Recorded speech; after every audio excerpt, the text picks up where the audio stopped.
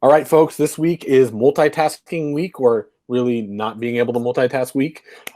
T Free is going to give us some ideas about using the term cruising altitude to help give some really direct guidelines for our students in understanding when it's okay to be on one device, we're in one place, and when it's okay to be in another place. Really great idea for framing this for our students. I'm really excited for you all to hear about this. So let's cue the music and then hear T Free.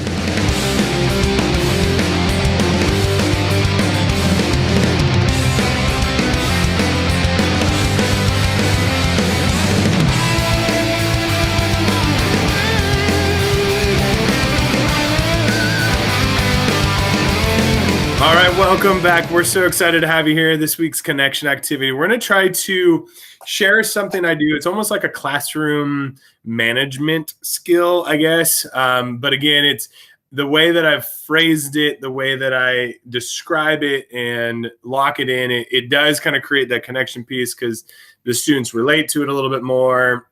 Early on in the year, I can have conversations about who has, traveled somewhere. Did you take an airplane? Those kinds of things. And so we kind of riff off that for a little bit. So that's why I think it's part of the connection activity. And it definitely helps us eliminate some of the multitasking issues that we have in our classroom.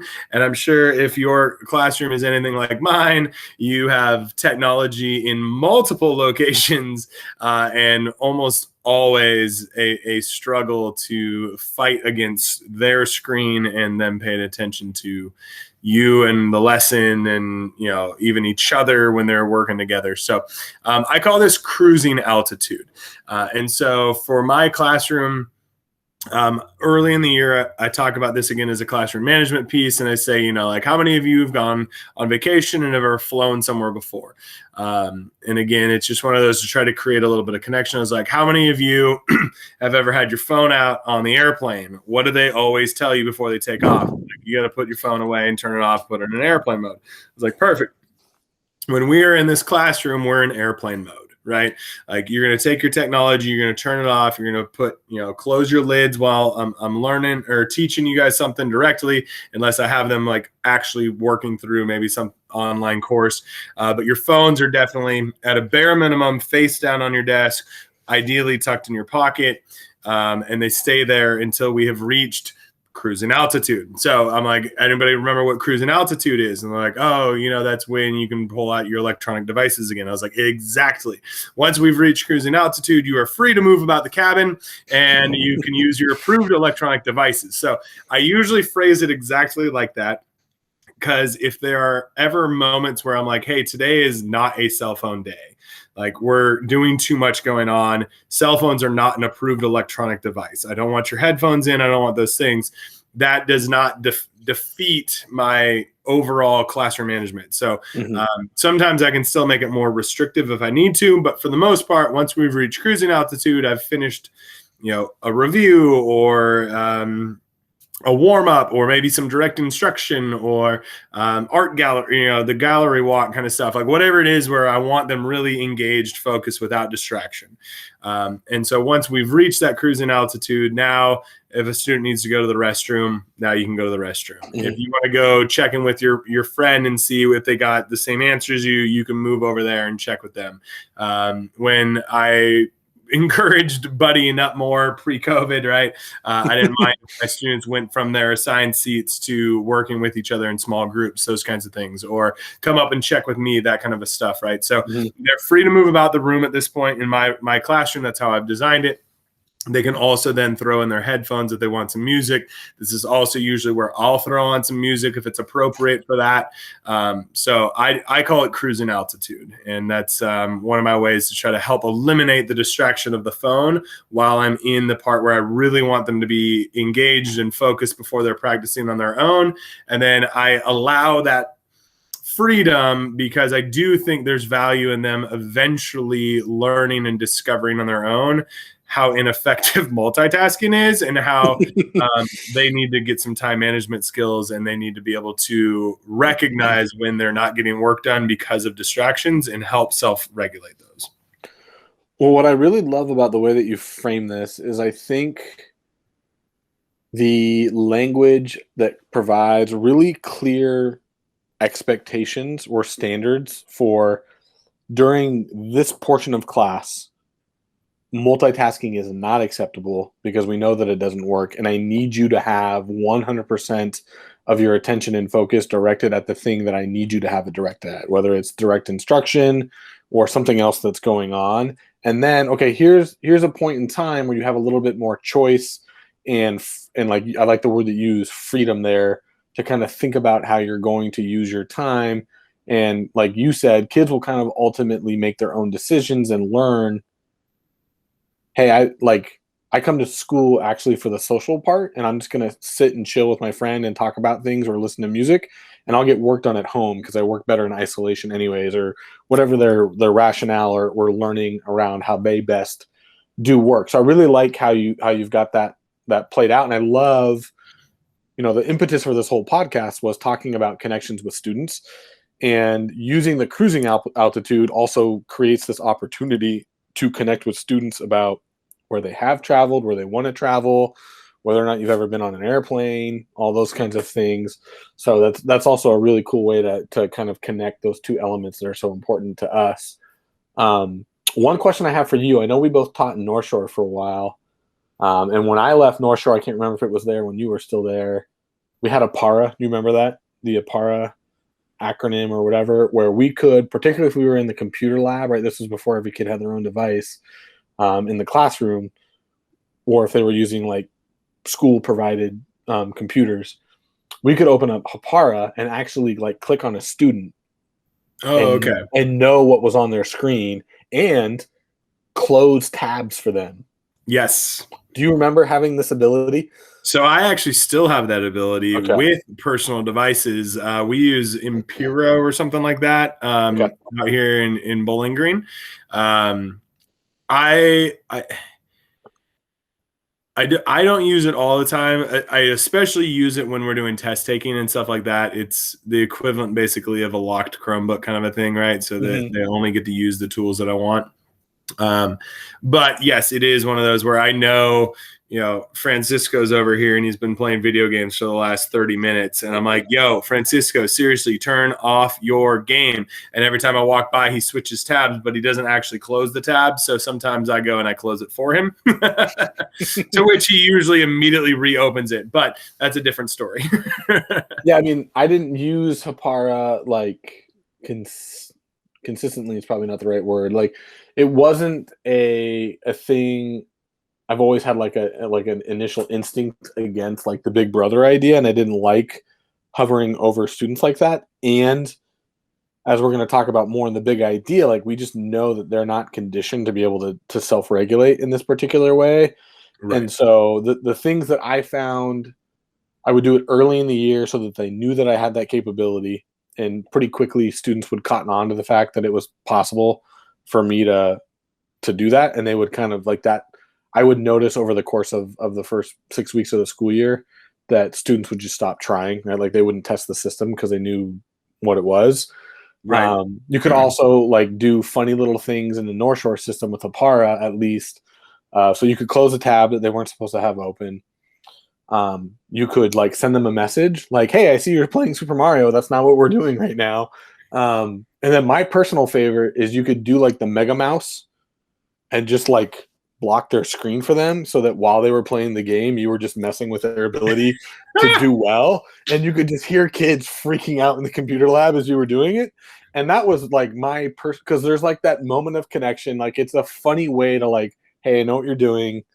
You should stop. But it's like it's there's something that derives more connection around messing with them with it versus like just shutting it down. Right. And not in a shameful way, but that's hilarious if you're just blocking them in their game so they crash and die. All right, your game's over. Back to my lesson. It was like the one that I distinctly remember, and I can't remember the kid's name, which is probably better for the podcast, but I had this one kid that would always try and play Duck Hunt on his computer.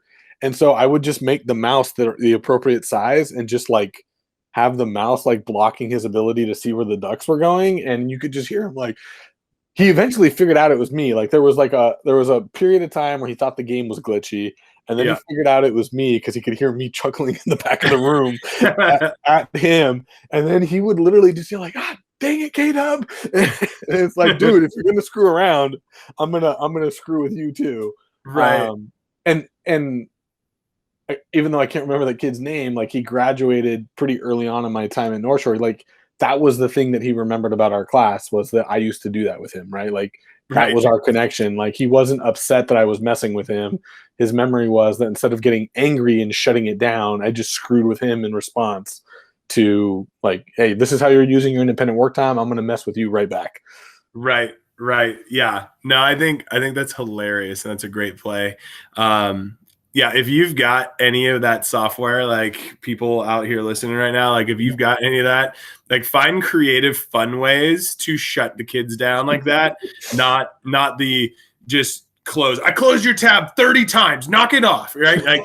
Like that's not fun. But if you, because like one of the things we could do is we could also force open a tab for kids. So I like that. You know, I could send them to, you know, like if I created like some GIF or, you know, image or something stupid on a Google Doc, I could force launch that onto their screen, and it's like, "Ta-da! Happy, you know, math day," or something stupid, right? And they're like, "Ah, dang it, Freeburg," you know, like just mess with them. I think that's way more fun than scolding them. They still realize that they're not supposed to be doing what it is they're doing, but it connects you better with them. Yeah, I love that forced tab open. That's great. That's another really great way. Like you said, the idea of letting them know that you know you're off task and I want you to be doing something else without having it be like this like downhill, you're wrong, stop, like just like the shutting it down kind of thing, because the shutting it down shuts them down as Right. well. Oh, you're gonna make me stop doing my phone. I'm just gonna stop doing math. I'm gonna put my head down and fall asleep.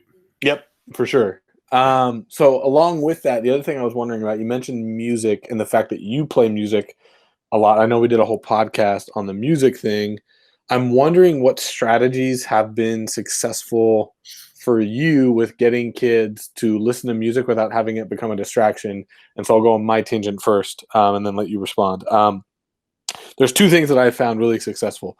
When I have a student playlist that is based on what students want to listen to, which we talked about this before, but like multiple entry points for students to just send me a whole playlist, send me a song that they want.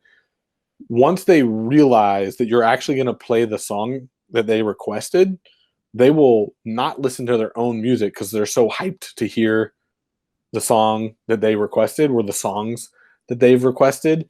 So like then they're listening to our music, our playlist, instead of having their own experience with their headphones. And then the other thing that I've found actually really powerful is just suggesting, right? Not requiring, but just suggesting to kids, hey, it's okay for you to listen to music. My request, pick a playlist, or better yet, be an old person, pick an album and just listen to it song 1 through whatever without trying to find a new song every 2 minutes into the deal. Because if you do that, you're not going to get any work done. You're going to get distracted. The multitasking, right? This is where the multitasking comes up with the music. And I've found that just by like making that simple request / suggestion has helped students think about, oh yeah, you're like I see heads nod. I see kids like, oh yeah, I've got, and kids even telling me, hey, this is the playlist that I made for your class because I know I can listen to music during your class, and then I'll play that playlist for the class sometimes. So nice. Have you had any other strategies that have been successful for you in getting kids when you do go to cruising altitude to try and limit the number of times that they're looking back at their phone?